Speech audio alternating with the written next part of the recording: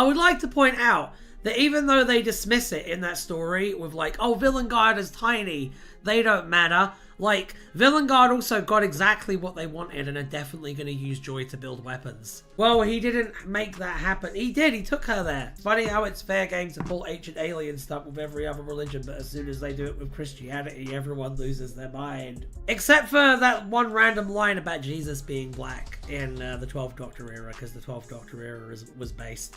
Yeah, baby. Alan agrees. The manger was bigger on the inside. Dauntless Prison. Coming soon from Keir Starmer. Okay, Dauntless Prison was a prison in London, active circa 2050. It was earlier known as the Tower of London. It was used by the department to keep all the fallen angels who came to Earth. They were catalogued so if any alien committed a crime, the department would know whom to look for. What's a fallen angel? Oh, it's a code name for crashed alien spacecraft.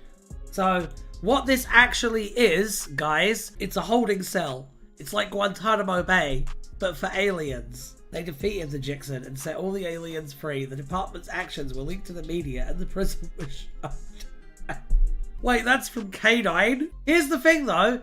Here's the thing, right? I like that that was the tipping point. What, like you didn't know that that prison for imprisoning aliens was mistreating the aliens? You needed to be told that by a fucking tin dog? Is this related to the Australian K9 spin-off? I believe so, yeah. Also, just making it clear, I fucking hate the ancient aliens trope. I think it's incredibly disrespectful to ancient cultures and was created by a man who said black people were a failed alien experiment. Yes. Yes, absolutely it is.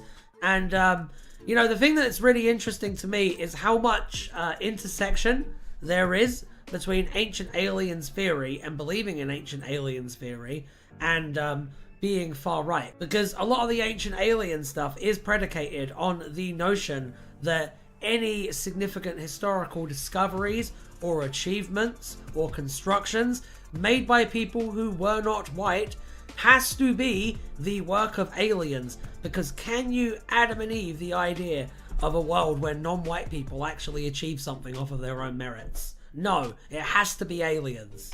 It's repugnant. Semi-related, Hitler was a hollow earth nerd. I know! Hitler was all in on the ancient alien stuff. Hitler was all in on like the weird occult stuff. And a lot of occult stuff does inherently lead you down like a reactionary path. It's not conducive to good critical thinking. And I say this as someone who unironically thinks that magic is real. However, 99% of that belief system and structure leads you down a really dark path. I hate ancient aliens, but the hollow earth is cool to think about. Don't think it's true, but it's cool. It is cool to think about. A lot of these are cool ideas to think about. The problem is the communities and thus cottage industries that form up around these conspiracy theories. No trees on flat earth. Well, there would be.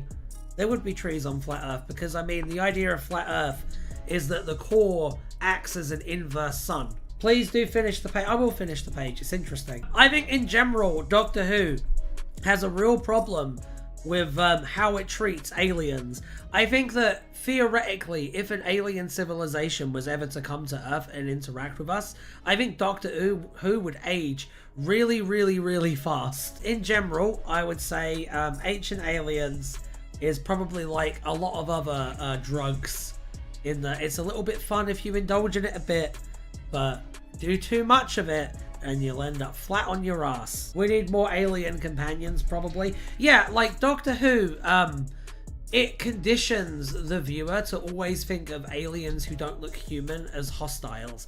And like alien factions in Doctor Who are not like factions in Star Trek. They're not like civilizations and cultures with their own wants and needs and like traditions and stuff.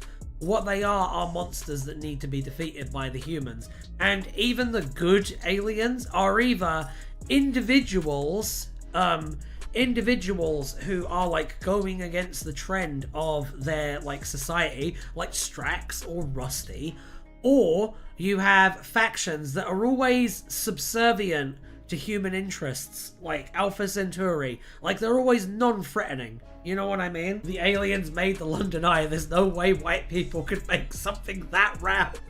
That is true, because think about every time a middle-aged white man will have like a carpentry project or whatever, and they'll get their spirit level out and they'll be like, I don't need this is woke. No trees on flat earth refers to the syncretic bit of the conspiracy theory where trees are things like Yggdrasil and we see remnants of them around the world, like with plateaus and butts.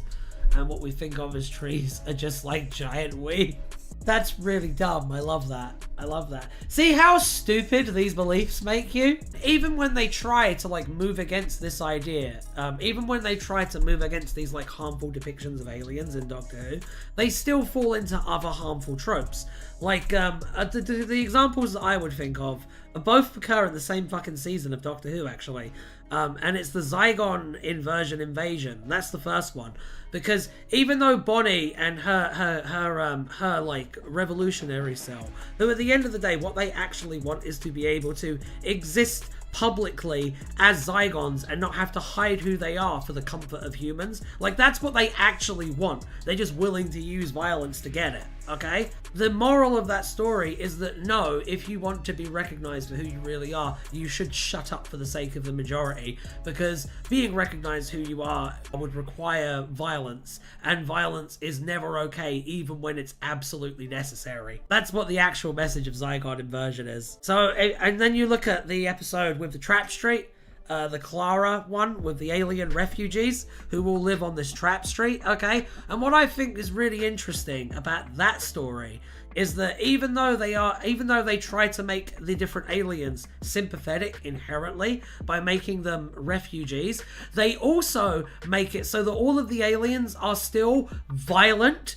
and superstitious and kind of primitive, because they act like fucking pre-industrial tribes people when they're around humans and not like advanced fucking aliens. Like, look at how quickly they fall to like groupthink and stuff, and like the tyranny of idiocy. But yeah, they're violent, stupid savages, even when like they're from races that we know have like mastered fucking faster than light travel and stuff. It's nonsense. It's absolute nonsense, unless you look at it through a lens of xeno-racism, and then it all starts to become incredibly clear what the messaging is.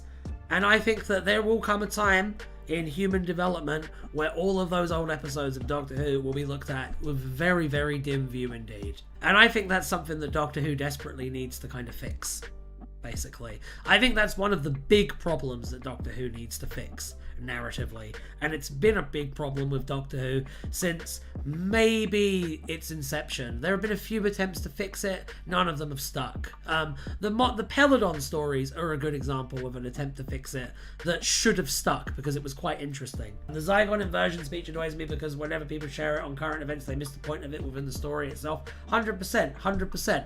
I think Zygon inversion is a messy two-parter because it basically is trying to be an analogy for the Syrian refugee crisis and what assimilation versus rejection means in that context, but when you examine it too closely, the parallel breaks down because assimilation of the Zygons of the Syrian refugees are fundamentally different.